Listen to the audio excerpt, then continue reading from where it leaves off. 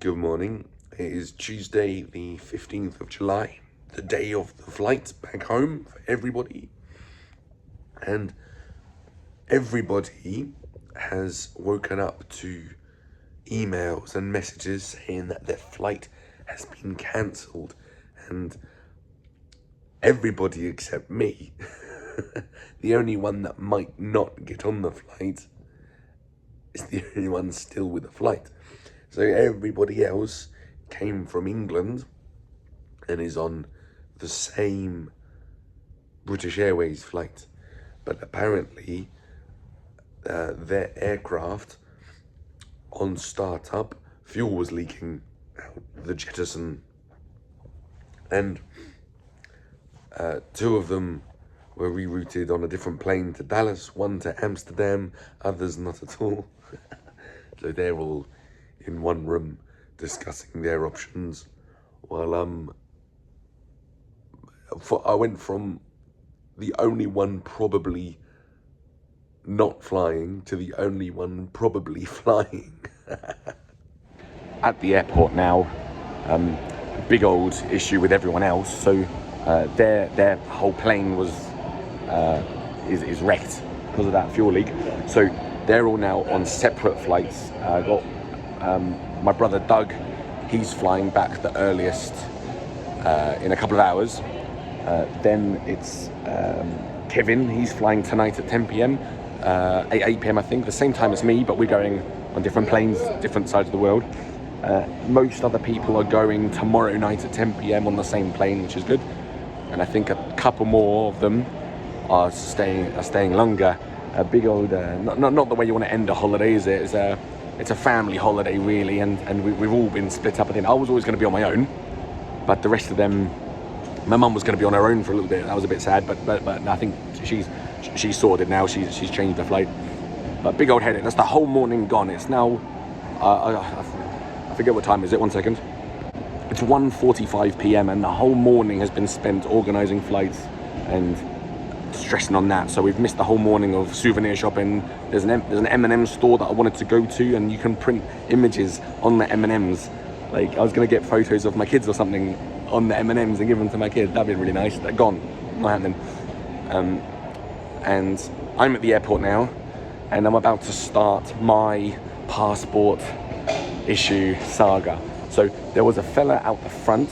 I've already explained my story once, and he said, okay, this is a little bit complicated. This is a little bit, you need to escalate this. Go speak to someone on the front desk now. So my flight isn't until, well, check-in opens at 7:20 and it's now 1:40. So got plenty of time. I'm hoping this works. Or that I can at least get to LA, which is where I'm going first. Vegas to LA, then LA, Sydney, because in LA is where the embassy is, and they can sort me out some sort of overriding one-way visa-ish thing for this sort of situation. Wish me luck. And join the queue now. So I just spoke to that second lady, the agent assist, and she looked concerned, but printed my boarding pass and was looking something and said, no, there's nothing that says you need anything else. We have everything that you need. There's nothing else. And I got this big on my boarding pass. I better not show you actually. There's a big sign that says documents okay. So that was a big old clickbait for the video, wasn't it? If you made it to the end to try and see this passport drama, I'm sorry to disappoint you. I was prepared to go into like a little interview room for hours and beg and not be allowed on the flight, and having to get to LA tomorrow to go to the embassy or have my passport FedExed over from Australia. Oh, what a waste of stress. That's what I'm... It just goes to show, don't ignore your problems. Don't worry about them. It'll all figure itself out in the end. It'll turn out okay. No one's hurt themselves. If I was stranded here, I'd be alright. It'd be a bit sad. I want to go home. My family need me. I need my family, but an extra night in Vegas.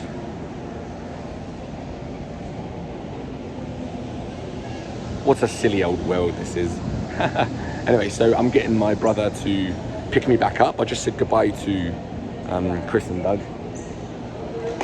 That was nice, a little big hug there. I filmed it. I don't know if I'm going to include it because it's a bit weird. I said let's pose for a photo, but it's going to be a video and I want to put it in the vlog. And we did it, and I was like, it's weird. I'm not going to include that. But now I've set the premise. I might include it just so you get to see it. Anyway, so I'm gonna get picked up again and go back out and hang out with everyone for a couple of hours. Flight's not until 6 hours time, so I'll stay out for another 3 hours or so. Fantastic! It's made me happy. Oh look, the 3D, the buildings.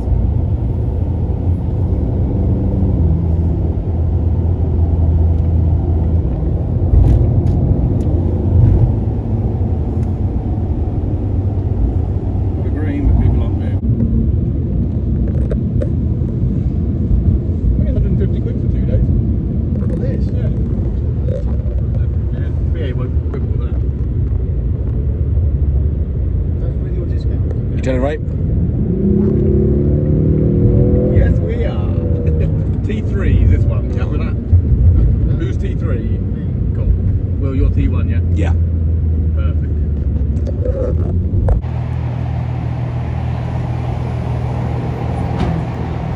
That was Chris in a Mustang. He swapped the 15-seater coach for the Mustang. So I just said goodbye to everyone again. And here we go, back at the airport. It's still 42 degrees, but I've got my jumper and long sleeve clean shirt for the flight. My last clean shirt. I've saved it for I was going to call it my disembarkment shirt. And here we go, ready for the flight. Did some last bit of souvenir shopping for the girls at home. Gosh. What a saga, what a saga. This is going to be a 1 hour flight to LA. And then wait there for just over an hour. And then a 15-hour flight to Sydney. So, I'm nice and early still. Although I just had a lovely 2 hours with everyone else. An extra 2 hours after all this stress and everything. Let me find my gate and then I'll get back to you. Just got to my gate.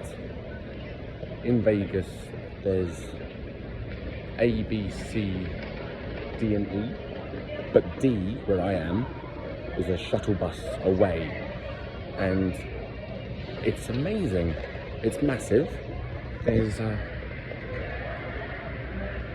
poker tables, there's shops, and this is crazy. I asked the girl on the reception at security, because I don't fly too often and I don't really know how airports work, or each individual one, and I was like, look, I'm early, I don't normally fly, is there like refreshments and stuff if I go through security, because I'm like 3.5 hours early, I'll stay here, I'll go through security later if it means I'm gonna be stuck like I was in the Philippines with nothing. And she goes, no, you'll be right, and she bloody was. There's wings and wings of restaurants and places. Pandora. And there's tons and tons of bars. And I've just done a lap. I know where I'm going. I was looking at what there was, and there's everything. But what I was really looking for was a bar that sold Guinness. But there's not. I'm gonna go to and sit at the coolest looking bar, just coming up to it now, and think about the wonderful trip.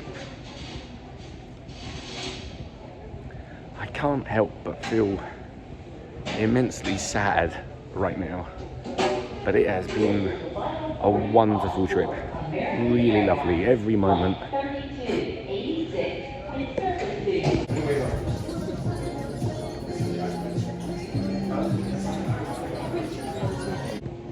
Just had a lovely burger and a couple of beers. My phone's running out of battery, but they've got these chairs with USBs in that you just plug them in, so I'm gonna find one of those free of charge. Not bad.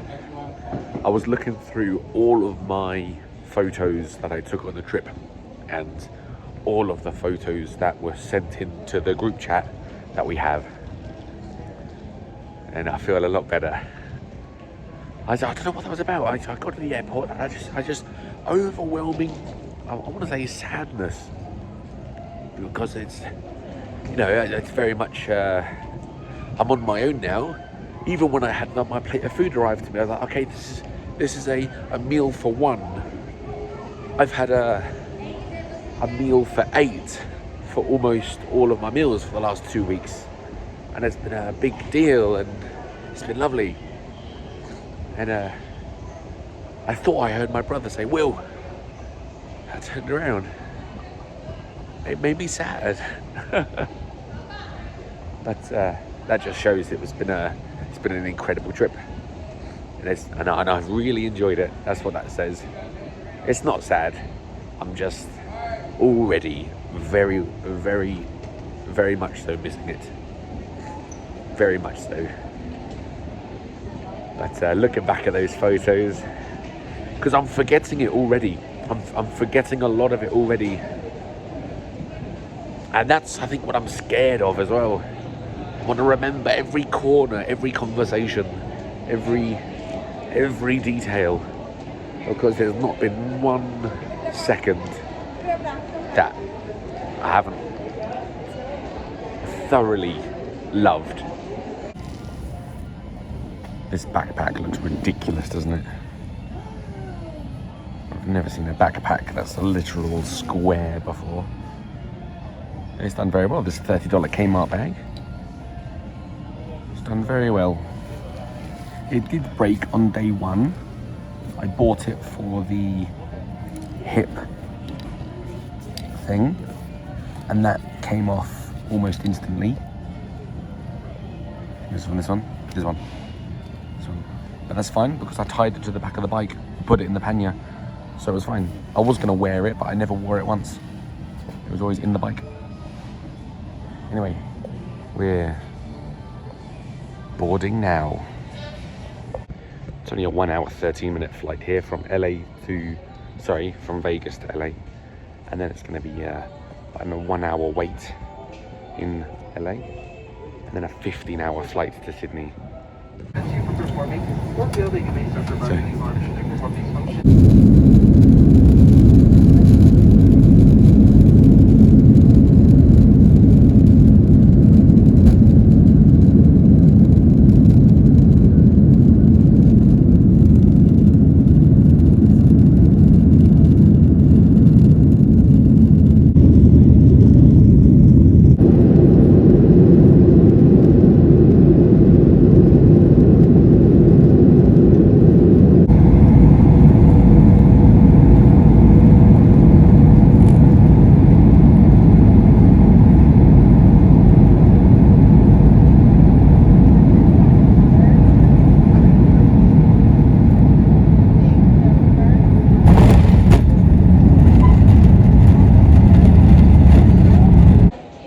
Funny, so I just came out of there. That's the aircraft I just came off of, and that is the gate I need to be at. Literally right there. I came out of 36. I came out of gate 36, and I want gate 34 next to it. That's so funny. That was the shortest flight almost I've ever had. That was 42 minutes, and I've had one similar from the East Midlands to Dublin, so the middle of England to Ireland, and that was similar. And it was funny because the captain said it's going to be 20 minutes of climbing, 2 minutes of cruising, 20 minutes of descent, so the seatbelt sign's going to stay on the whole time. If you need the bathroom, let cabin crew know, they'll sort something out. I don't know what they're going to do. It's ludicrous, but my ears didn't pop on the way down, and they're really hurting now, so I'm going to find somewhere to blow my nose, see if that helps. And then we're going to hang out here for an hour. I've got an hour and 40 minutes before I take off. There's a bathroom. I'm going to go blow my nose now. I won't take you with me. Not sure that helped. Didn't pop. Still kind of hurts, but I'm a little bit better. Just bought a bottle of Coke.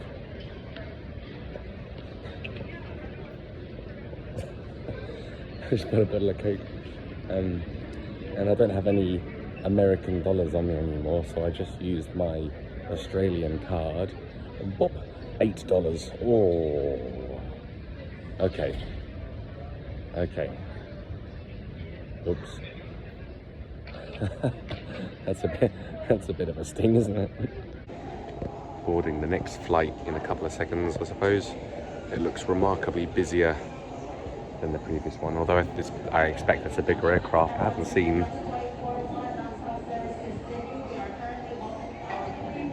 There you go, yeah, that's boarding the pre-board people.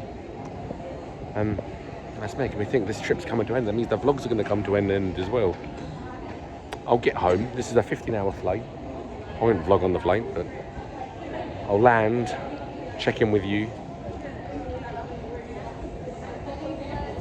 get a train home, and then that'll be it. Oh, I kind of get a bit sad about that. I think I told you a couple of days ago that the palms of my hand have these calluses and they sort of ache. If I pull a fist, they sort of ache. I know I've been on a motorbike, and that pain's going to go soon. And those silly tan lines, that I showed you the other day on my wrist, where my glove and my shirt don't quite match up, that little tan line's going to fade, and then that really is the end of the trip, isn't it? I can't help but feel sad. What a wonderful trip, though. And what a wonderful way to remember it with these vlogs. I can't wait to watch these back.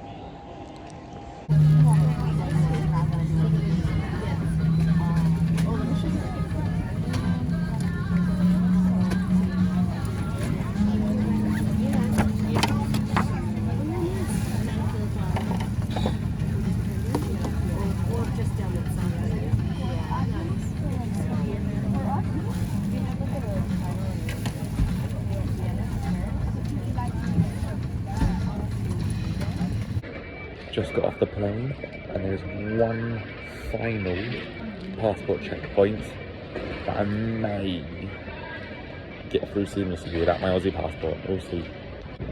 Got through, not a problem. Alright, so this whole stress about you must have, it is the law for an Australian citizen to return on an Australian passport is absolutely nonsense. Delta isn't interested. Goods to declare. Where am I supposed to go? This way. Delta didn't want anything. At no point did anyone ask for it. $750. I could have just not had money. Gosh. Or just paid a normal price, which was like $400.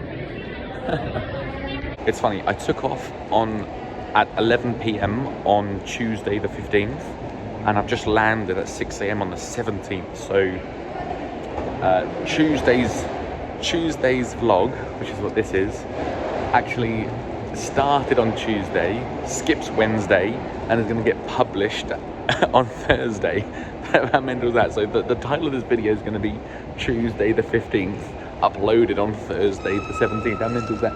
But that was a 15-hour flight, and my simple 3-point checklist to review an airline came in place then as well. If you weren't here for the other flights, I've got a simple, easy to remember 3-point checklist, which is like my benchmarks. If it has these 3 things, it's a good flight. If it doesn't have these, if it has 2 of the 3 things, it's an okay flight. And they are on the movie section is the Fellowship of the Ring, Two Towers, and the Return of the King. This flight had none of them either.